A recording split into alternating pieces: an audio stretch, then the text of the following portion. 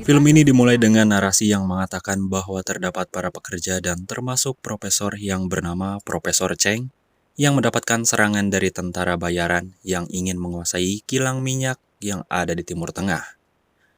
Dan terlihat juga seorang komandan tim penyelamat yang bernama Luo yang sudah sampai di kilang minyak. Dan disambut dengan seorang Profesor Cheng, yaitu kepala U-Time perusahaan China. Cheng meminta untuk segera dievakuasi karena para tentara bayaran sering menyerang kilang minyak baru-baru ini.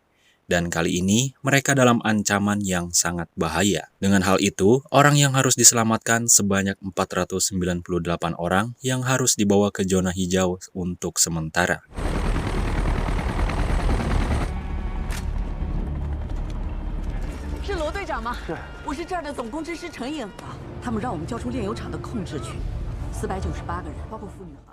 Kemudian kita diperlihatkan seorang pria yang sedang main golf di atas mobil.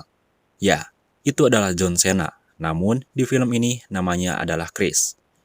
Tak lama kemudian, datanglah rekan kerja Chris yang bernama Henry atau adiknya dia sendiri. Ia mengantarkan uang kepada Chris dari hasil kerjanya. Dan sekaligus ngajak Chris untuk melaksanakan misi kembali.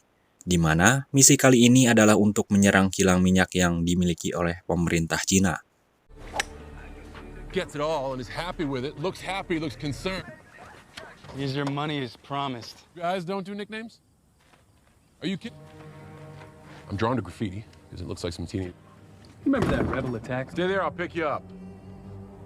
Even for you.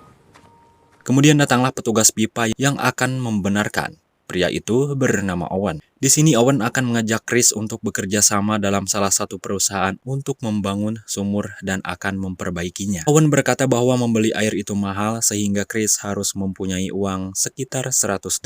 What? No. I hope you don't mind me saying, but that,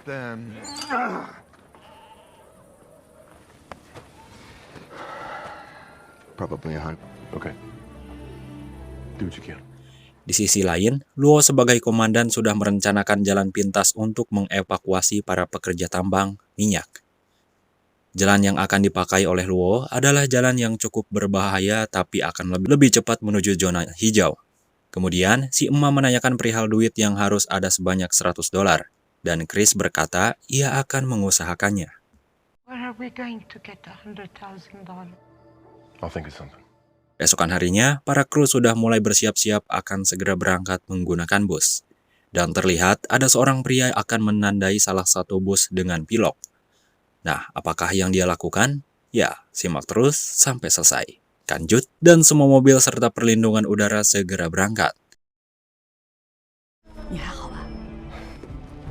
Come on, come on.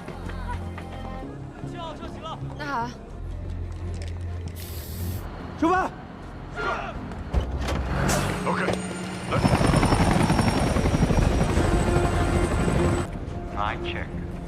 Di sini juga terlihat seorang wanita bernama Dr. Mei yang terlihat cuek sama Luo yang ternyata Mei adalah anak Luo. Namun, Mei sangat marah karena dulu Mei dan ibunya ditinggalkan oleh Luo. Setelah sampai di jalan yang banyak mobil sudah rusak dan disinilah yang rawan dari pemberontak. Dan Luo akan menerobos jalan tersebut.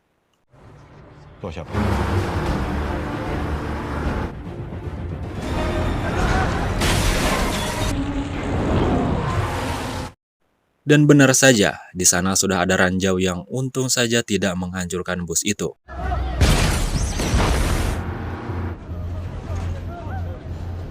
Di sini, Mei dan Luo kembali menceritakan masa lalunya bahwa dulu Luo tidak memperdulikan Mei dan ibunya, karena dengan alasan ada misi rahasia.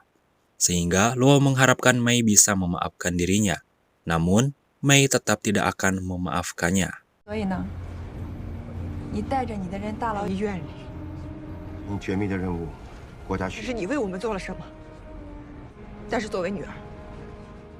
Setelah percakapan itu, salah satu prajurit memberitahukan bahwa ada badai pasir yang membuat jalan tidak terlihat. Dari analisis sebelumnya bahwa cuaca baik-baik saja, namun sekarang jauh berbeda. Dengan itu, Luo terpaksa harus melewati badai itu dengan cara diterobos saja. Bersamaan dengan itu juga, sinyal radio juga terputus sehingga tidak dapat berkomunikasi dengan kru yang lain. Dan di sini, Mei melihat sekolebat bayangan sesuatu secara singkat. Kemudian kita diperlihatkan sekelompok pemberontak yang akan menyerang bus yang sudah ditanda silang oleh orang yang ada di dalam bus itu, dan langsung menyerangnya. Our objective plus 4 of our core crew. Toothpick, turmeric.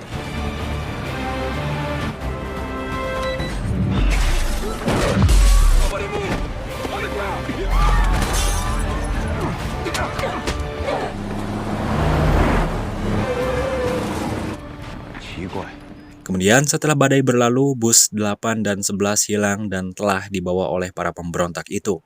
Setelah komunikasi kembali tersambung, Kapten Luo meminta helikopter untuk mencari 2 bus yang hilang, termasuk dirinya akan ikut mencari. 没有信号，车都到齐。语言呢？ 11号车也不见了。 7? Yeah, why? These guys. We lost 2 buses. We need both. 放心，我会保护你。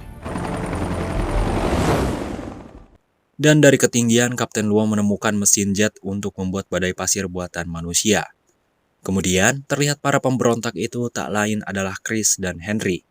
Namun mereka ditemukan oleh Luo dari helikopter dan langsung menembakinya. Sayangnya, kru helikopter yang satunya harus tertembak. Copy。李岩，尽快。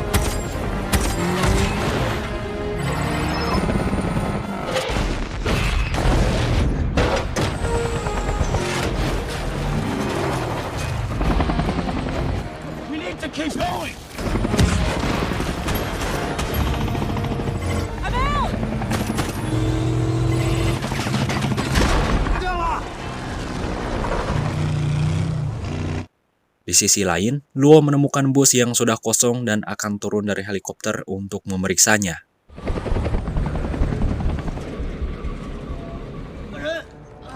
Asia， Adegan berpindah ke Chris di markas besarnya, di mana di situ terdapat Owen yang ternyata ia adalah bos dari ini semua. Dan di sini, Owen memerintahkan Chris untuk menjauhkan Profesor Cheng dari Owen. Namun, hal ini tidak peduli dengan Chris karena ia membutuhkan uang, bukan pekerjaan itu lagi. Chris pergi begitu saja, namun Henry sebagai adiknya, mereka berhak mengambil uang dari Owen. Namun, Henry malah mendapatkan ini dari Owen. Wait. I need to collect.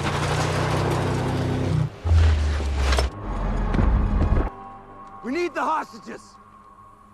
Pay back, okay? Kemudian Luo melihat mobil itu dan akan mengikutinya. Follow the car. 四驱，但是很危险。下飞机啊！ Setelah sampai di sebuah desa, Chris diikuti oleh Luo dan menghampiri Chris. Namun, Chris berkata bahwa ia salah orang, ia tidak menemukan Profesor Cheng dan para sandera lainnya. Austin. Oh, my people.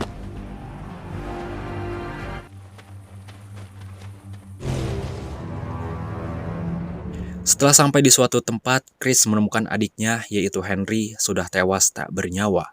Sementara itu, Luo tetap mengikutinya dari belakang. Dan terjadilah pertarungan sengit antara Luo dan Chris.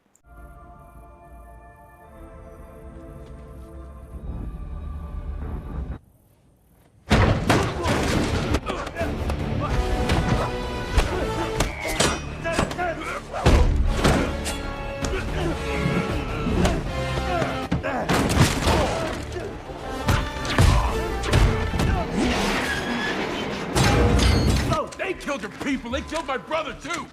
Namun, di tengah pertarungan tiba-tiba datanglah tentara bayaran Prancis yang akan mengambil uang dari Chris.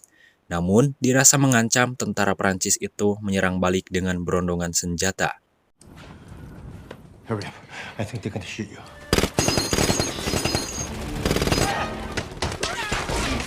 What are you doing? Give me a grenade.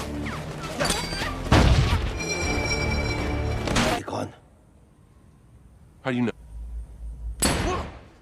Di sini, Luo dan Chris saling menuduh karena mereka berdua kehilangan orang-orangnya. You shoot me, you're never gonna find out. Kemudian, kita diperlihatkan oleh Owen yang sedang mengotak-atik data kilang minyak yang akan diambil. Namun, ada salah satu yang kurang, yaitu dongle. Dengan itu, Owen meminta Profesor Cheng untuk memberikan dongle-nya. Dan di sini Owen mengancam salah satu saudara Profesor Cheng sehingga Cheng terpaksa harus memberitahu kodenya yang ada di tasnya Profesor Cheng. Dengan itu, saudaranya Profesor Cheng berkata lacak saja keberadaan tasnya itu. We're going to steal all you. We bind. It's not. And the dongle?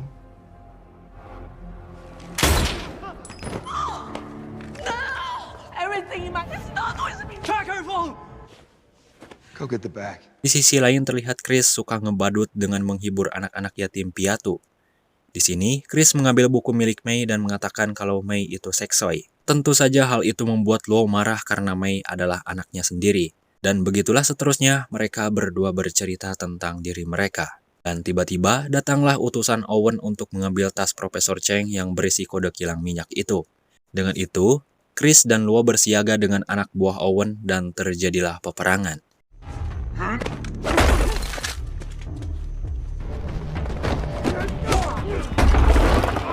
I'm okay. You okay? Yeah. 6 o'clock!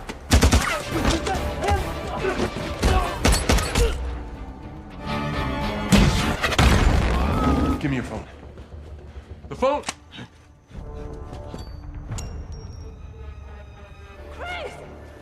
Untuk mengurangi korban, Chris akhirnya mengambil tas milik Profesor Cheng dan memberikannya ke anak buah Owen. Mei menjelaskan bahwa dalam tas itu terdapat USB dan kode kilang minyak untuk membuka salurannya.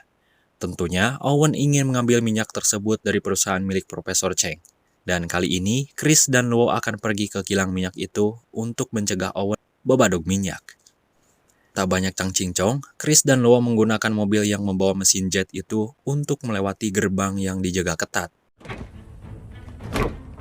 Let's go.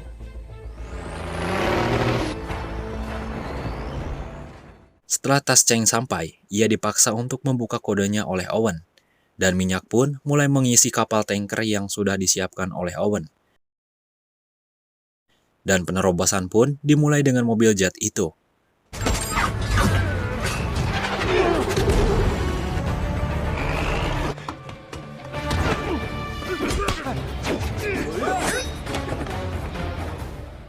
Owen dan anak buahnya segera pergi dari kilang minyak ini.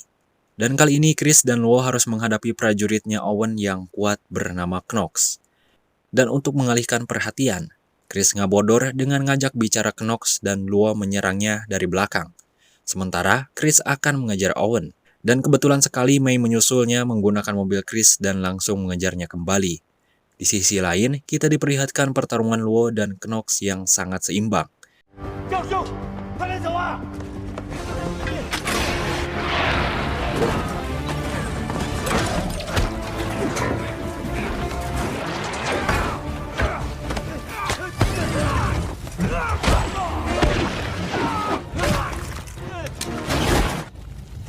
Dan pada akhirnya, Knox dikalahkan oleh Luo dengan cara dikaitkan ke sebuah sela-sela tangki.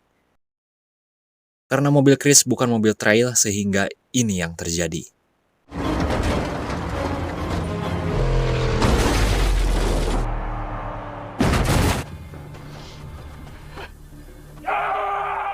Dan untung saja, Luo datang dengan membawa mobil jet itu sehingga mereka akan ikut kembali. Karena mobilnya lambat, akhirnya mesin jet itu diaktifkan sehingga lebih edan tentunya.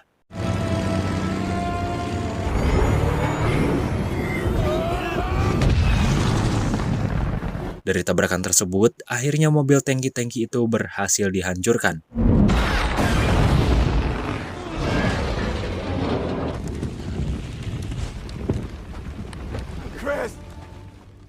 Karena sudah membunuh Henry, adiknya Chris, kini ia akan balas dendam kepada Owen.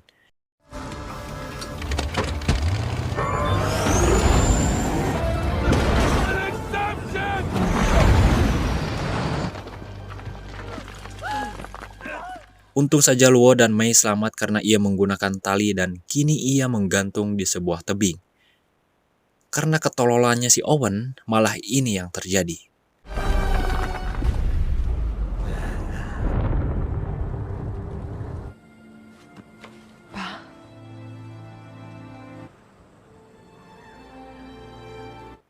Sempat dikira meninggal, Chris ternyata masih hidup dan bergelantungan di sebuah tebing bebatuan.